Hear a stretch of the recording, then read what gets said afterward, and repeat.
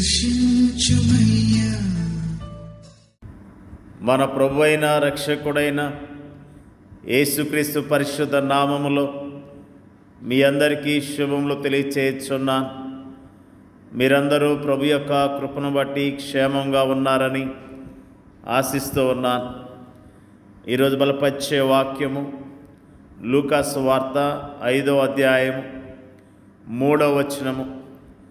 ఆయన ఆ దోణిలో సీమోనుదైన ఒక దోణి ఎక్కి దరి నుండి కొంచెం త్రోయమని అతన్ని అడిగి కూర్చుండి దోణిలో నుండి జనసమూహములకు బోధించుచుండెను.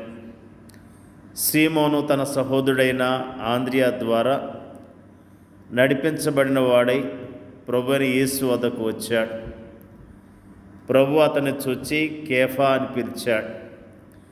ఆ మాటకు రాయి అని అర్థము. కేఫా అన్నా పేతురు అన్నా ఒకటే, ఎందుకంటే ఈ రెండు మాటలు కూడా రాయి అనే అర్థాన్నే ఇస్తాయి కనుక.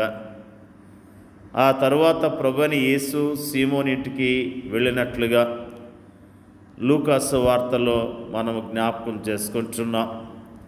సీమోను ప్రభువును ఎరిగినప్పటికీ, ప్రభు తన ఇంట్లోనికి వచ్చినప్పటికీ సీమోను ఇంకనూ సీమోనుగానే ఉన్నాడు. ఎందుకంటే అతడు తన జీవితాన్ని అనుభవపూర్వకముగా ప్రభువునకు ఇంకనూ సమర్పించలేదు. మనలో అనేక మంది విషయంలో కూడా ఇలానే ఉంది కదూ. ప్రత్యేకించి నూతన విశ్వాసుల విషయంలోనూ క్రైస్తవ గృహాలలో జన్మించినప్పటికీ ఇంకనూ ప్రభువుకు తమ జీవితాలను సమర్పించని వారి విషయంలోనూ కూడా ఇలానే ఉంటుంది. అయితే ఒక దినాన ప్రభు సీమోను దోణిను కోరుకున్నాడు. దాన్ని ఉపయోగించి విస్తారమైన జనసమూహానికి బోధించాడు. ఆ తర్వాత ఆయన సీమోనును చూచి, నీవు దోణిను లోతునకు నడిపించి చేపల పట్టుటకు మీ వలలు వేయడని చెప్పాడు. ప్రభు అలా చెప్పటం ఆ సమయంలో సీమోనుకు హాస్యాస్పదముగానే ఉండి ఉంటుంది. ఎందుకంటే అతడు మరియు అతని సహచరులు రాత్రంతా ప్రయత్నించారు, కానీ ఒక చేపను కూడా పట్టలేకపోయారు. అందుకే అతడు ప్రభువును చూస్తూ, ఏలినవాడా, రాత్రి అంతయు మేము ప్రయాసపడితే కానీ మాకేమీ దొరకలేదు అన్నాడు. అయితే ఆ తర్వాత అతడు ఏమనుకున్నాడో ఏమో, అయినను నీ మాట చొప్పున వలలు వేతనని ఆయనతో చెప్పెను. వాస్తవానికి అతడు ప్రభు చెప్పిన వెంటనే ఆ పని చేసి ఉండాలి. కానీ అతడు తనకంతా తెలుసన్నట్లుగా తన ప్రావీణ్యతను గురించి అతిశయిస్తూ తన ప్రయాసం అంతటిని గురించి గొప్పగా చెప్పుకుంటూ అలా చేయటంలో ఏం ప్రయోజనం లేదన్నట్లుగా మాట్లాడాడు. ఆ తర్వాత నువ్వు చెప్పావు కాబట్టి చేస్తున్నాను, కానీ ఏం ప్రయోజనం ఉండదన్నట్టు అపహాస్య ధోరణిలో మాట్లాడుతున్నాడు. అయినను అనే ఈ మాటను మనం జాగ్రత్తగా గమనించాలి. అతడు యజమానుడా అనే అర్థమిచ్చేలా ఏలువాడా అని ఒకవైపు మాట్లాడుతూనే మరోవైపు అయినను అని అతడు అంటున్నాడు. ఇక్కడ మనకు సంపూర్ణ విధేయత కనిపించట్లేదు, కానీ కొద్ది విధేయత మాత్రమే కనిపిస్తుంది. అయితే ఆ తర్వాత అతడు వలను నీళ్ళలోనికి వేయగానే వల పిగిలిపోయేంతగా విస్తారమైన చేపలు పడ్డాయి. ప్రభు మాట శక్తివంతమైన మాట, అది నెరవేర్పులోనికి వచ్చే మాట. ఆయన చేపలు పట్టుటకు మీ వలలు వేయడని చెప్పాడు, కానీ ఖాళీ వలలు పైకొచ్చుటకు వలలు వేయుడని అనలేదు. చేపల పట్టుటకని ఆయన పలికిన మాట వారు ఊహించినంతగా కార్యరూపంలోనికి వచ్చింది. మన ప్రభు వాగ్దానాలు నెరవేర్చేవాడు. అయితే విశ్వాసంతో ఆయన వాగ్దానము హత్తుకునేందుకు బదులుగా మనము మన అవిశ్వాసంతో వాటిని కుదించి వేస్తూ ఉంటాం. అప్పుడు ఒక అద్భుతమైన విషయం జరిగింది. సీమోను పేతురు అది చూచి యేసు మోకాలు ఎదుట సాగిలపడి, ప్రభువా, నన్ను విడిచిపోము, నేను పాపాత్మునని చెప్పెను. సీమోను కళ్ళు తెరవబడ్డాయి. యేసును ప్రభువుగాను రక్షకునిగాను పరిశుద్ధునిగాను గుర్తించాడు. తాను పాపినని గుర్తిస్తూ ఆయన పాదాల చెంత రోధించాడు. ఇక్కడ ఏం జరిగింది? ఒక వ్యక్తి తను తాను పాపిగా గుర్తిస్తూ తాను పాపినని ఒప్పుకుంటూ రక్షకుని పాదాల చెంతకు చేరాడు. ఫలితముగా ఆ పాపిలో రక్షణ కార్యం జరిగింది. జాగ్రత్తగా గమనించండి. ఆ సందర్భములో పరిశుద్ధాత్ముడు సీమోనును పేతురుగా ప్రకటించాడు. సీమోను పేతురు ప్రభుతో, ప్రభువా, నన్ను విడిచిపోము అన్నాడు.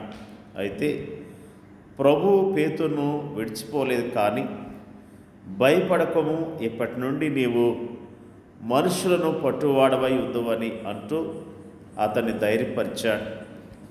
నేను నిన్ను విడిచిపోను, కానీ నీవే నన్ను వెంబడించు అంటూ అతన్ని నడిపించడం ప్రారంభించాడు.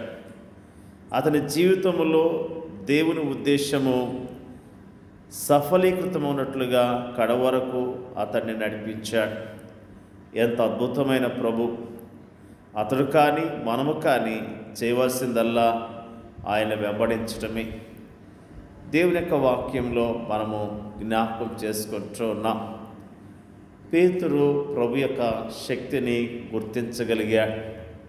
మొట్టమొదటిగా అతడు తన స్వశక్తి మీద ఆధారపడినట్లుగా మాట్లాడాడు. ప్రభు మాటను సరిగా నమ్మలేకపోయాడు. అయినను అనే మాటను వాడినట్లుగా జ్ఞాపకం చేసుకున్నాం. ప్రభు మాట విని మరి వలలు వేసినప్పుడు విస్తారమైన చేపలు పట్టినట్లుగా మనము జ్ఞాపకం చేసుకుంటున్నాం. పరిచర్య చేస్తున్న సేవకులమైన మనము, విశ్వాసులమైన మనము ఆయన మాట చొప్పున సువార్త పరిచర్య చేయవలసిన వారమై ఉన్నాం. ఆయన చెప్పిన రీతిగా ఆయన పంపించిన చోటుకు వెళ్ళి మనము సువార్తను ప్రకటించవలసిన వారమై ఉన్నాం.